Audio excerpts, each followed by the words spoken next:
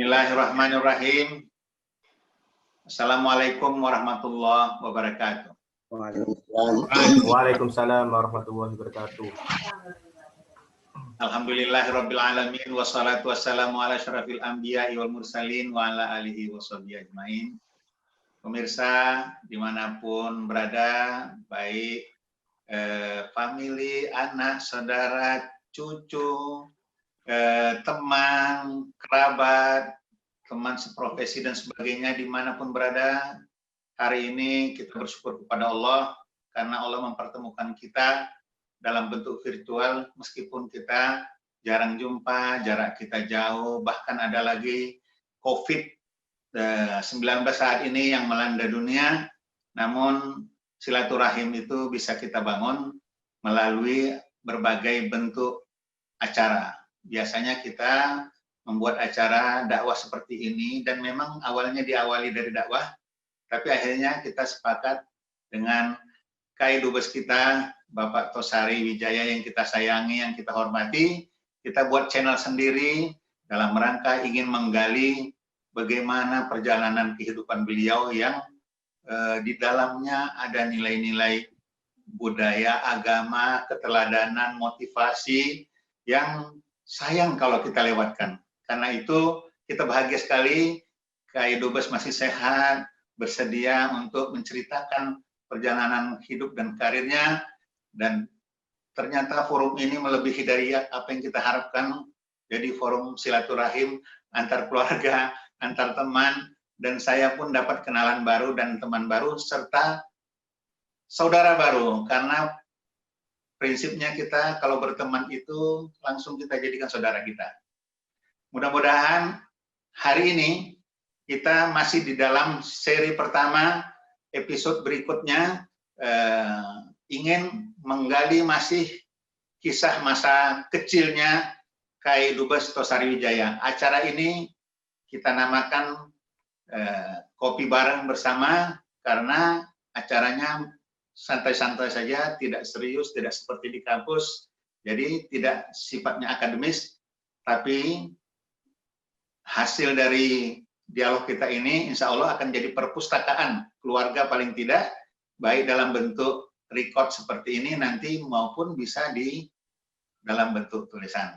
Baiklah, adik sekalian, durasi acara kita ini ada 1 jam, 5 menit buka dimah dari saya ini, kemudian 40 menit nanti kita dialog dengan Kai Dubes, 45 menit, 15 menit nanti kita bersilaturahim dengan para tamu. Nanti kalau sudah cukup waktu 1 jam, itu waktu resmi kita masih bisa melanjutkan silaturahim kita, ngobrol-ngobrol di udara. Baiklah, kita sudah nggak sabar ini, Kai Dubes Tosari. Assalamualaikum warahmatullahi wabarakatuh. Waalaikumsalam warahmatullahi wabarakatuh, Ustaz. Apa kabar Kai Dubes, sehat? Alhamdulillah, sehat walafiat. Saya kok bertambah. Kita juga sehat walafiat. Saya kalau lagi melihat wajah Kai Dubes ini tambah sehat saya, karena bandingannya jauh. Kai sudah umur 80 tahun masih bersemangat, jadi kita pun semangatnya ngalir sama kita. Begitu ya Kai Dubes ya. Baiklah, hari ini Kai Dubes, kalau yang lalu kita perlu silaturahim agar kita saling mendoakan. Ya. Kalau yang lalu kita bicara tentang kelahiran Kai Dubes, bagaimana suasana lahir, dan bagaimana pemberian nama dan makna nama. Tapi kali ini kita ingin melihat selanjutnya, manusia itu tidak ada disebut namanya Golden Age, usia emas. Ada yang mengatakan 1 sampai 8 tahun, ada yang 1 sampai 10 tahun. Tapi ini Kai Dubes karena SD itu 6 tahun, kita mengambil jarak waktu kira-kira sejak lahir sampai umur 12 tahun. Di situ terbentuklah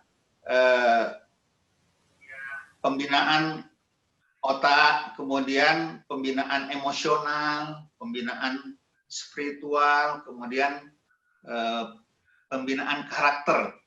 Nah, kita mau lihat bagaimana dulu Kai terbentuk karakternya, kecerdasannya, emosionalnya, spiritualnya sejak kecil itu. Nanti kita lihat bagaimana kebiasaan Kai dengan lingkungannya, masa dulu mungkin berbeda sekali dengan masa kita, bagaimana cara pembinaan akhlak, kemudian bagaimana mainan yang dimainkan zaman dulu, dan bagaimana juga makanan-makanan yang dimakan zaman dulu, mungkin bagi kita bermanfaat.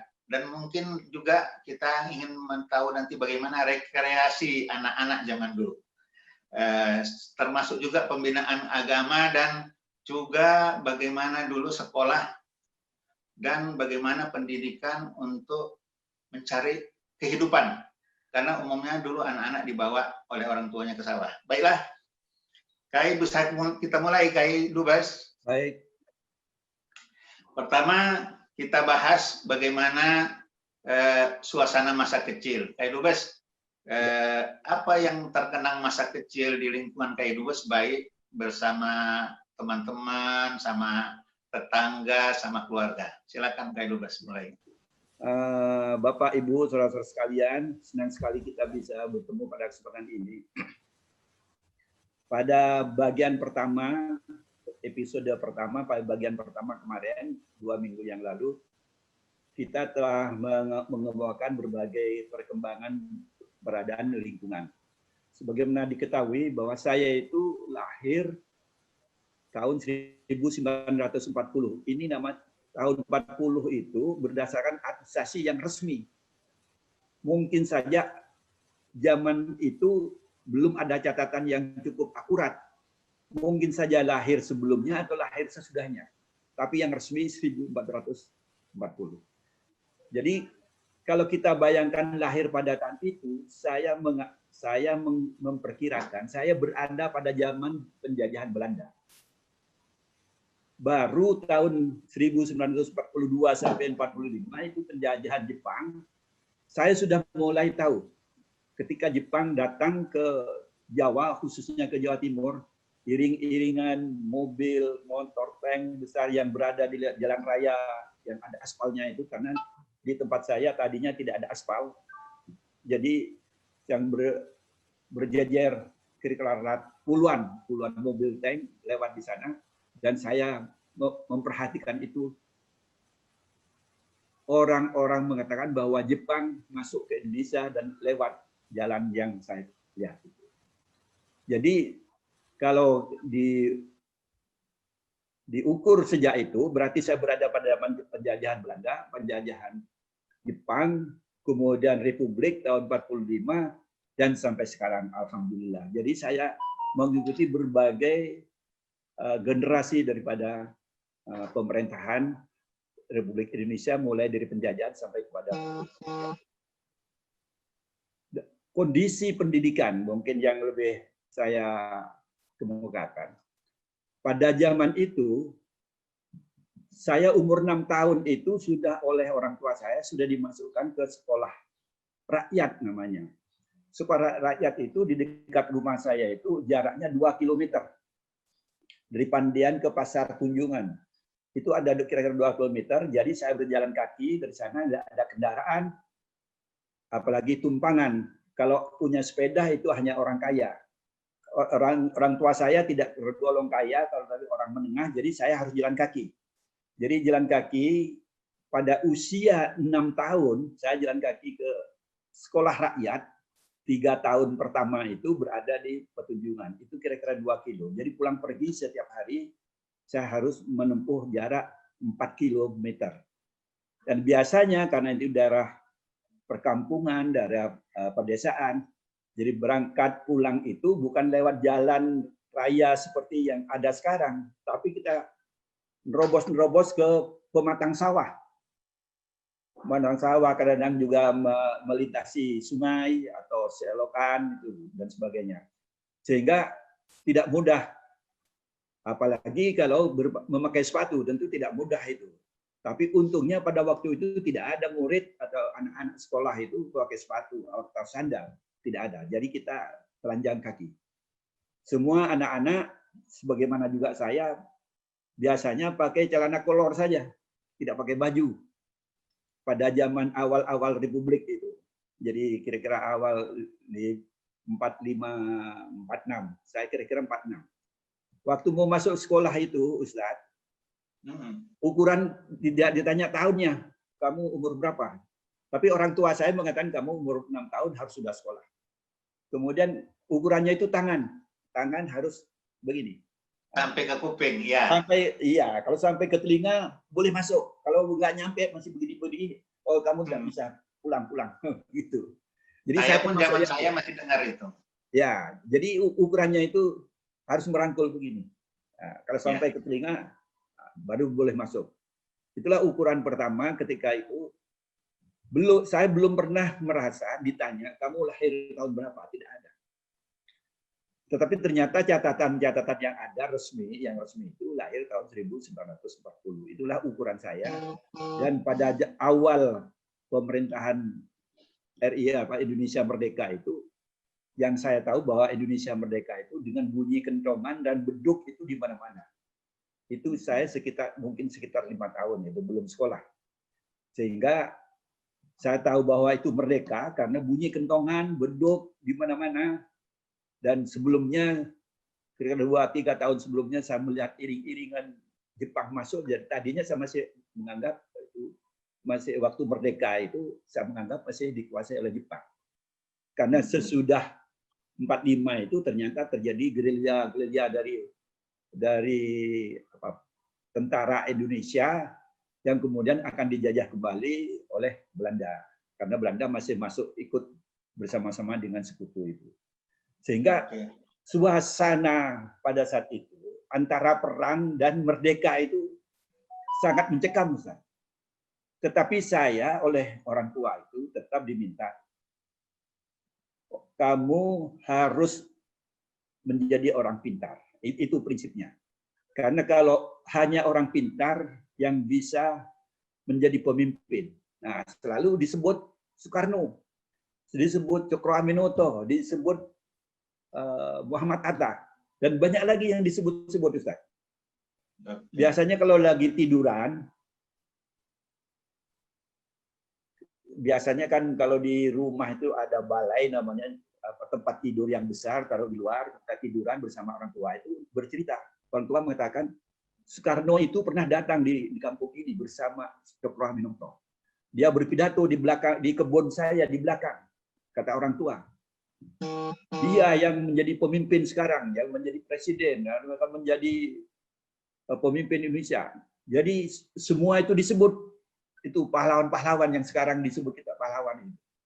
Dan saya percaya bahwa Bung Karno pernah datang di kampung saya bersama Cokro Aminoto berpidato kepada rakyat. Itu keterangan orang tua saya.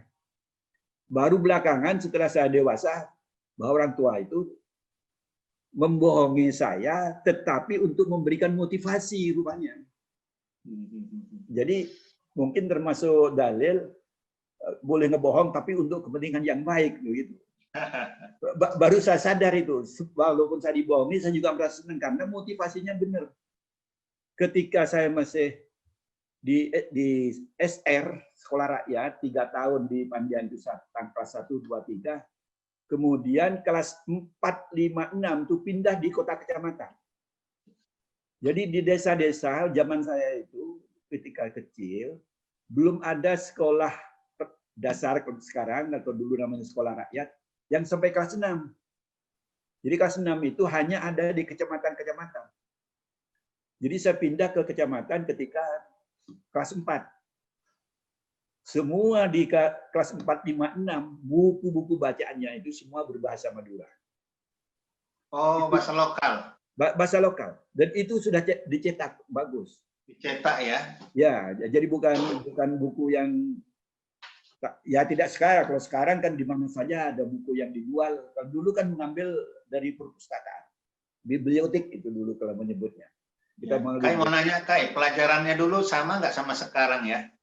Mata pelajaran. Ada beberapa pelajaran-pelajaran, sebenarnya pelajaran sejarah, kemudian berhitung, menulis, bahasa Indonesia, bahkan juga bahasa Belanda itu masih ada yang diajarin.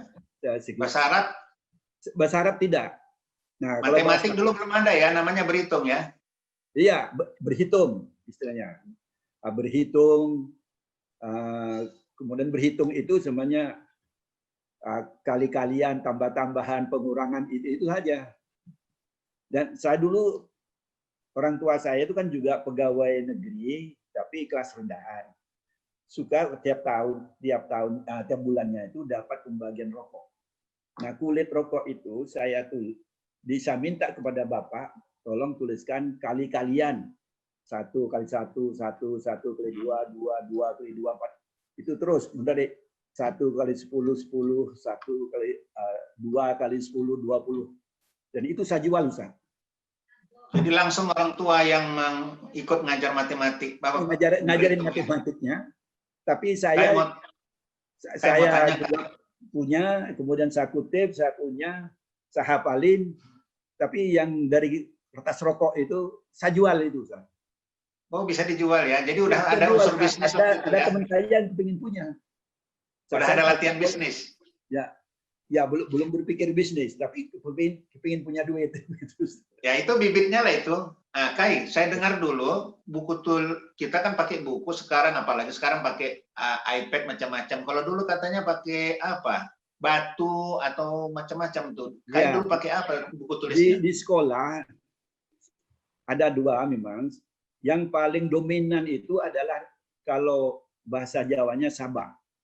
Kalau bahasa orang Madura namanya lei. Lei itu batu yang segede laptop, seluas laptop itu, dengan pensilnya itu namanya grip. Jadi mau nulisnya di situ, di batu itu, batu ketemu batu, keluar tulisan. Itu yang dibawa pulang pergi itu. Jadi kalau berapa berat itu, Kai? Ya, bagaimana? Berat lah. Berat. Tidak berat kalau ukuran itu kan. Cuma besarnya se-laptop tapi tipis gitu. Itu batu ringan kali ya? Ringan, bisa dibawa pulang pergi, tapi di sekolah juga ada. Di sekolah juga disediakan. Jadi kalau kita tidak punya, di sekolah itu meminjamkan sudah di. Papan tulisnya apa, Kai? Papan tulisnya? Papan tulis biasa seperti papan biasa, lalu dengan kapur, bukan spidol kayak sekarang. Ya, jadi pakai kapur. Kalau di Sabah itu pakai grip namanya. Semacam pensil tapi lebih kecil, dan itu buat penulis kita. Baik, Kai, kita bicara sekolah dulu tapi cuma tinggal 1 menit lagi ya. Dulu zaman saya kalau di sekolah itu suka dipukul pakai mister atau roll gitu. Kalau kuku kita panjang dipukul, kayak gimana pengalaman? Iya, sama itu. Jadi saya tadinya itu sebuah kekerasan dalam perasaan saya. Tapi ternyata itu membangun disiplin, Ustaz. Jadi Kiai nggak setuju ya dibilang itu kekerasan ya? Tidak. Tapi belakangan saya tahu bahwa itu karena kalau dibiarkan tangannya karena datang terlambat, kemudian waktunya masuk dalam kelas berada di luar, lalu setelah masuk itu tangan itu mesti taruh di meja, kemudian diketok pakai penggaris namanya. Penggarisnya itu dari kayu sekitar 30 cm. Terus Kai, jenis lain hukumannya kita disuruh berdiri, kaki sebelah, pegang kuping, sampai seberapa menit di depan kelas itu, pernah ngalami juga nggak, Kai? Iya, ada yang lebih parah dari itu.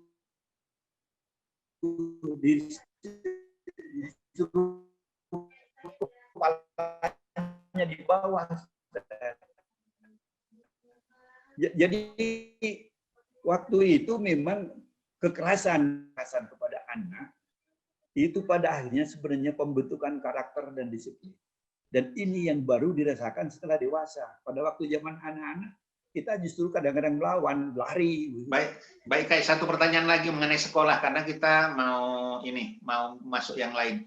Itu di sesama teman dulu ada nggak bully-bulian? Ada di? Ya, tapi bully-bulian pada zaman itu pada umumnya hanya sebut alat komunikasi untuk bercanda.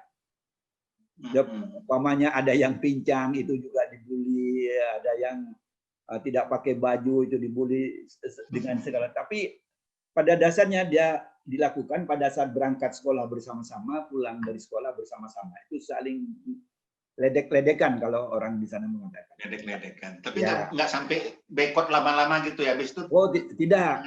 Dan justru persahabatannya di situ.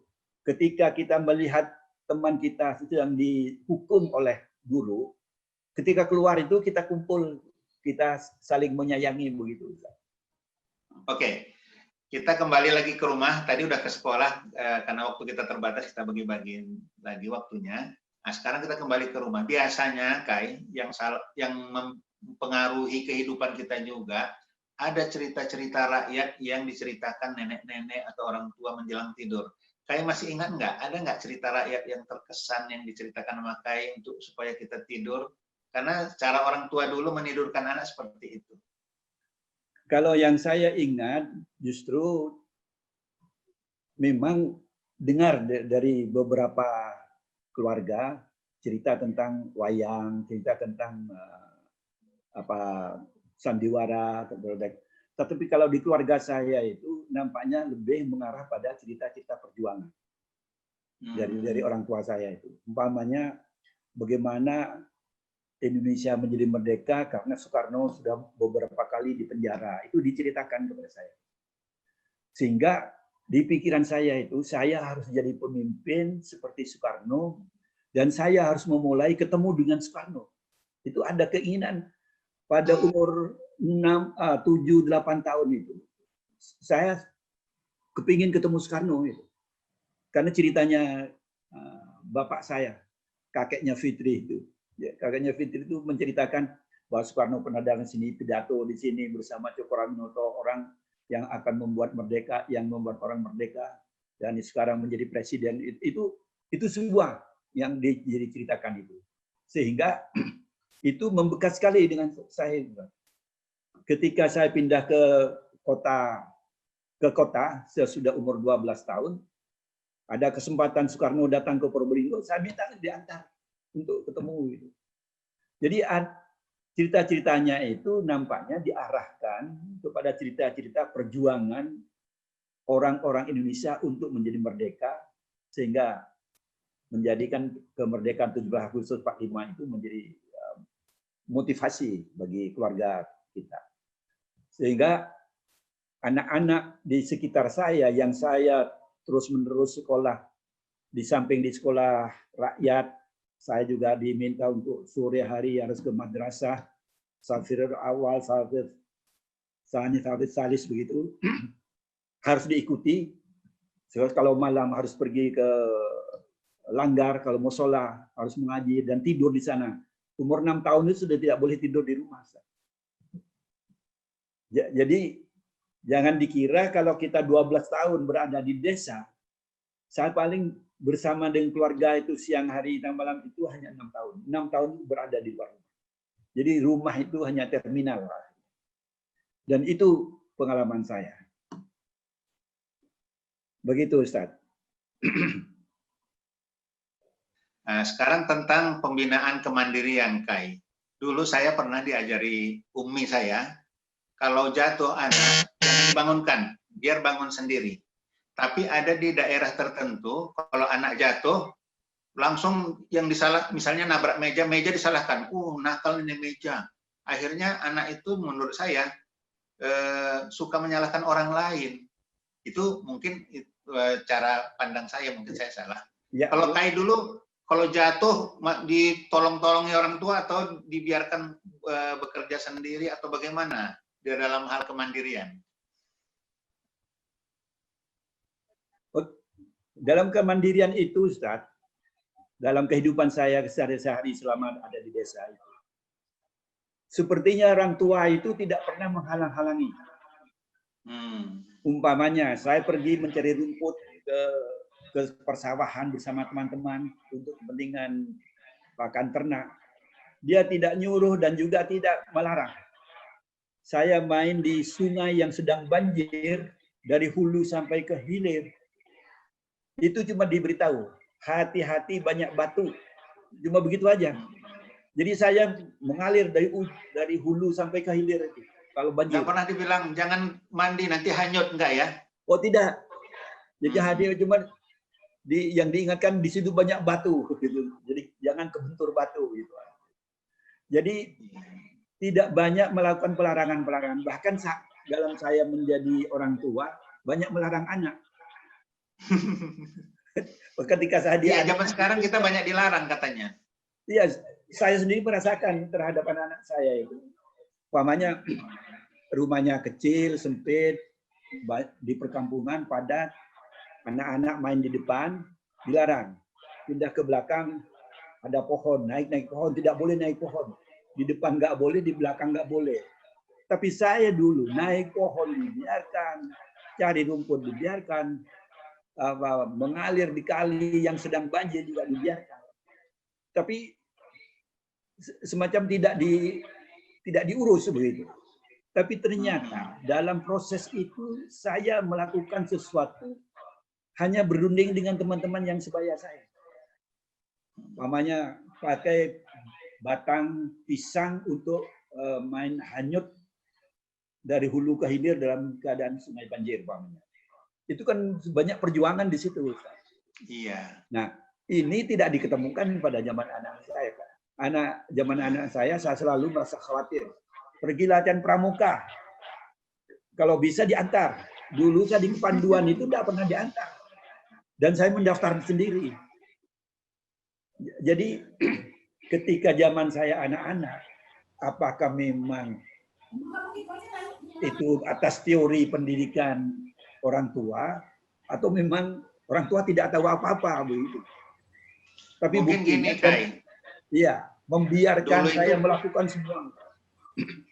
Saya Dulu itu ikut barangkali pendidikan itu alamiah, natural sifatnya, tapi sebenarnya itu ada kandungan metodologi yang dilakukan orang dulu.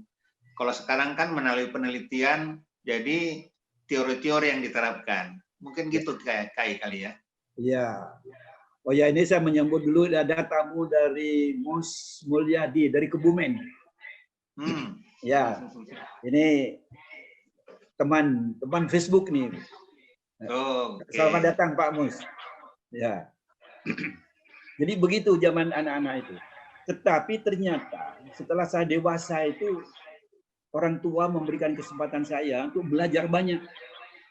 Waktu saya di SD di kelas 5, 6 itu saya masuk kepanduan, namanya kepanduan rakyat. Itu Bapak tidak menceritakan dan tidak pernah melarang. Jadi membiarkan saya datang. Jadi saya kalau sekolah ke Python itu perjalanannya 11 kilo. Jadi selesai sekolah itu nggak pulang dulu, latihan dulu kepanduan, namanya pandu rakyat. Jadi itu dibiarkan oleh Bapak. Hanya ditanya, bagaimana madrasahnya kamu? Ya, dari habis latihan kepanduan langsung ke madrasah.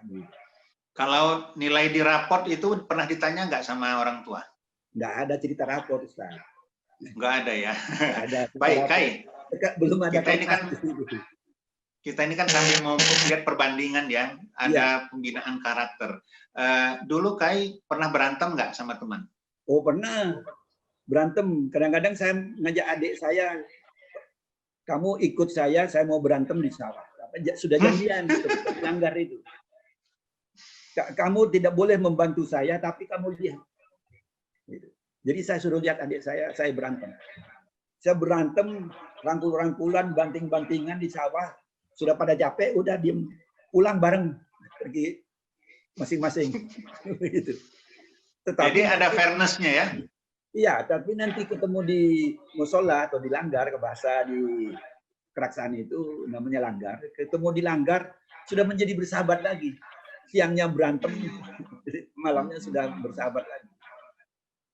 Jadi kalau berantem itu memang karena sudah berjanji, kita ayo berkelahi.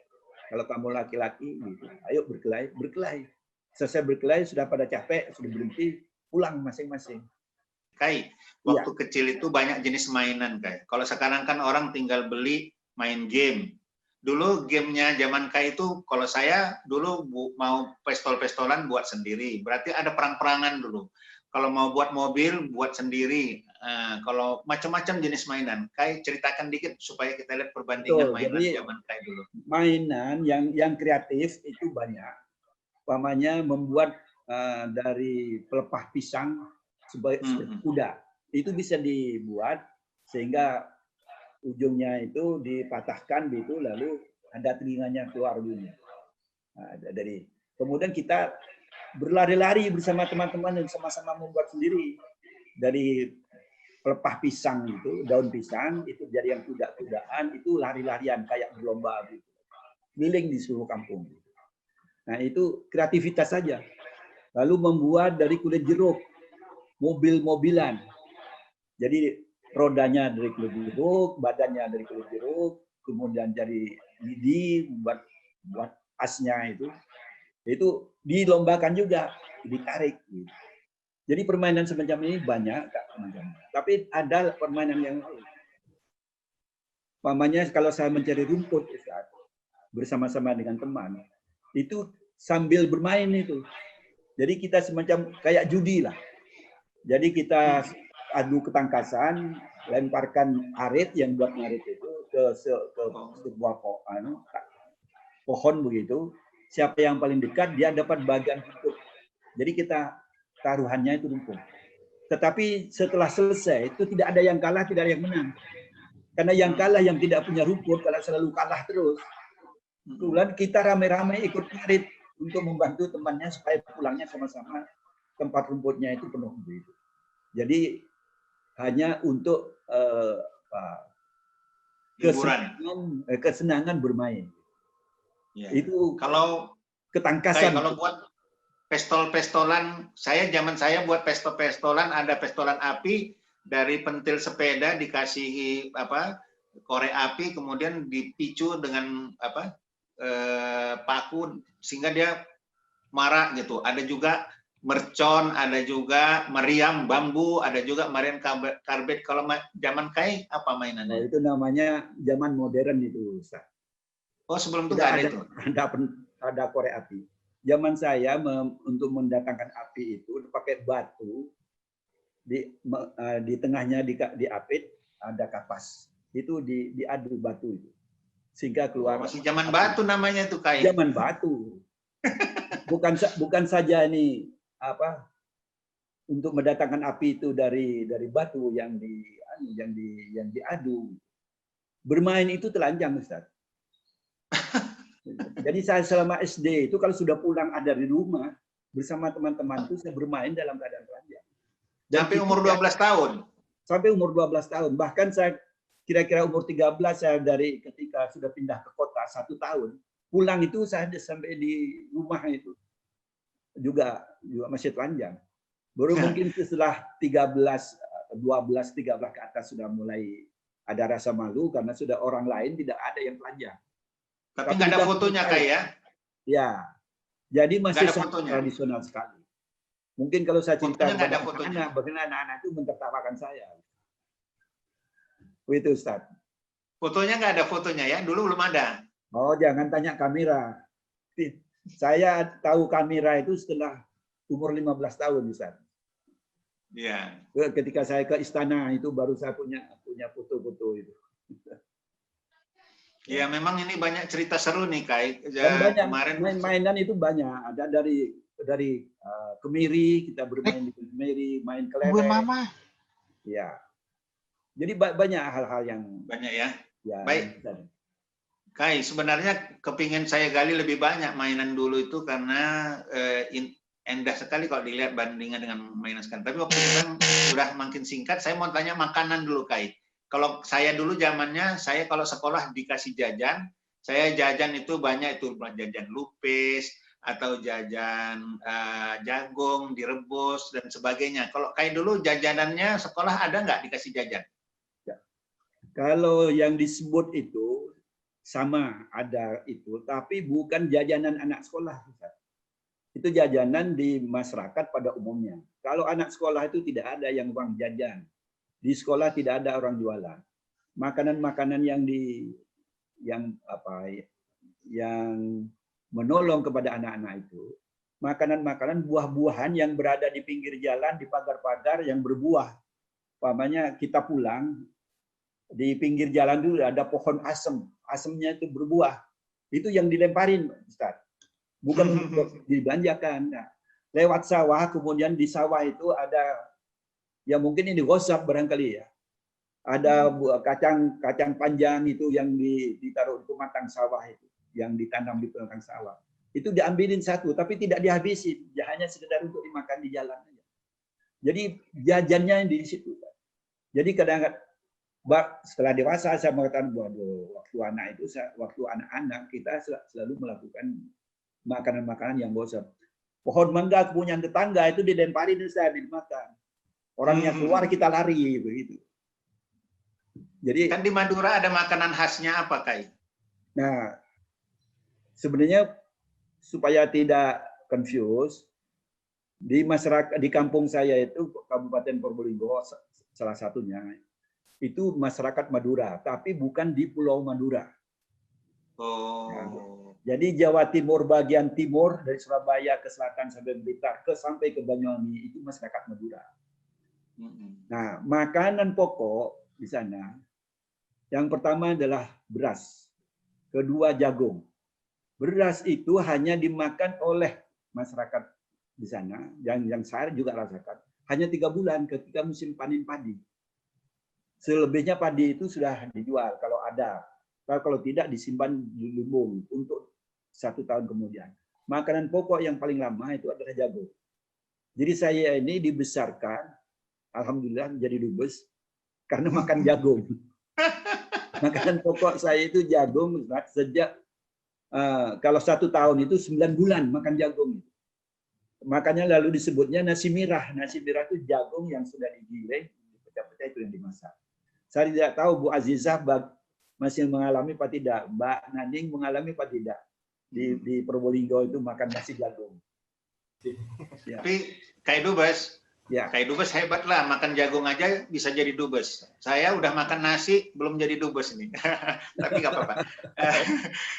Lanjut ini. Tunggu gilirannya Ustaz. Siap. Saya jadi duta besar, Allah saja cukup. Alhamdulillah. Ya. Alhamdulillah. Kai itu kan syarat dengan agama, dekat dengan agama, jadi kiai. Dulu basicnya itu bagaimana orang tua Kai atau lingkungan Kai mengajari agama kepada Kai Dubes ini? Ya, yang saya rasakan itu orang tua tidak mengajari agama. Itu. Tetapi orang tua mewajibkan, mengharuskan dikirim ke langgar. Jadi saya umur 6 tahun itu sudah pergi ngaji di langgar dan itu harus tidur di langgar sampai selesai sholat subuh baru pulang. Di langgar terjemahkan juga Kai, surau, nanti dikira orang ditabrak. Iya, betul. Surau, musola atau langgar gitu. Ya. Nah, kalau orang kampung saya mengatakan langgar. Enggak tahu sekarang masih bernama Mbak Naning masih disebut langgar apa tidak namanya sekarang. Lanjut. Ya, jadi surau atau langgar atau musola. Jadi saya umur 6 tahun itu setelah masuk sekolah di SR kelas 1 itu wajib masuk ke musola, masuk ke surau. Dan itu sebelum maghrib harus sudah ada di surau sampai selesai sholat subuh. Dan tidurnya juga di surau. Tidak tidur di rumah. Jadi kalau orang barat Ustadz, umur 17 itu sudah boleh pisah kos ke tempat lain. Tapi kalau di tempat saya itu umur 6 tahun itu sudah dipisah tidur di musola. Dan di situ pengalaman yang luar biasa. Tidur bersama dengan teman, kemudian kadang-kadang berantem, kadang-kadang malam-malam mencuri mangganya Pak Kiai, begitu. Banyak macam. Bahkan ketika terjadi, saya umur 8 tahun saya masih di langgar, terjadi pemberontakan PKI tahun 48, itu saya tidur di langgar. Pada sekitar 2-3 minggu malam itu kita tidak bisa tidur karena harus menjaga komunisme.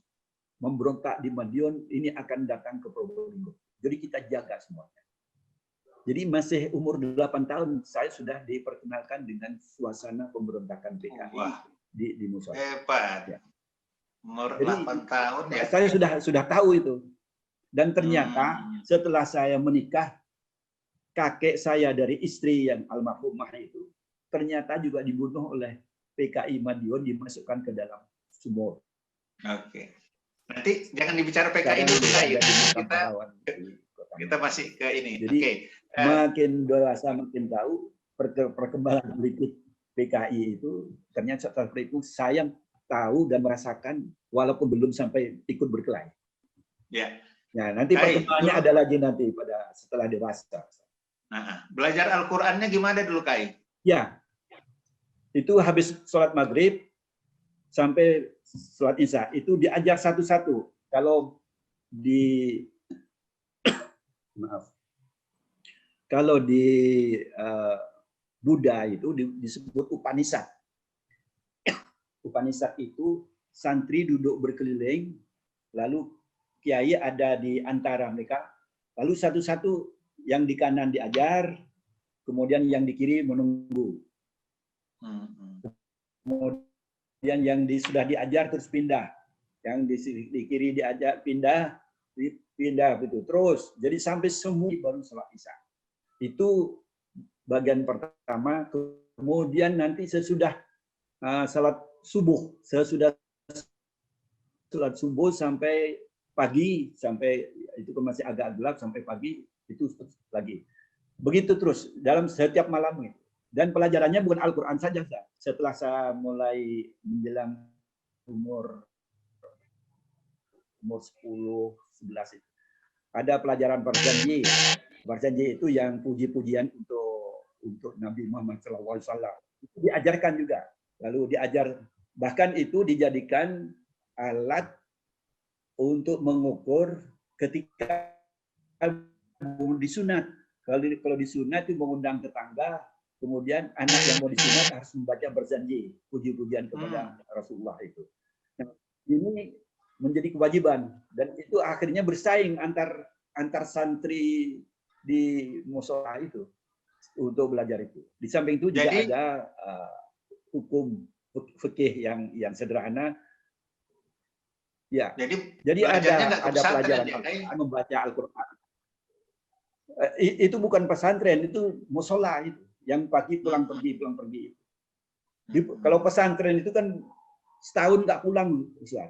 Iya. Nah, gitu. Kalau ini kan tiap hari pulang, tetapi dari sore sampai pagi itu berada di. Jadi pelajarannya jadi, itu baca Al-Quran. Bisa baca berjanji ya? Bisa baca berjanji. Jadi seperti karena ini menjadi tradisi rakyat. Peringatan Maulid Nabi, umpamanya di masyarakat itu ada bacaan-bacaan berjanji, di pujian-pujian itu disebut asrakal gitu. Itu biasa kehidupan di sana itu. Jadi orang mau sholat itu tidak di rumah, sholatnya harus di musola. Ya, jadi sholatnya di musola. Orang tua juga kalau mau sholat juga ke musola. Kalau waktu Jumat ya pergi ke masjid yang jauh gitu. Makanya saya alhamdulillah bisa bangun masjid itu karena saya tahu waktu orang tua saya mau sholat Jumat itu pergi ke desa di Pandian Tengah itu.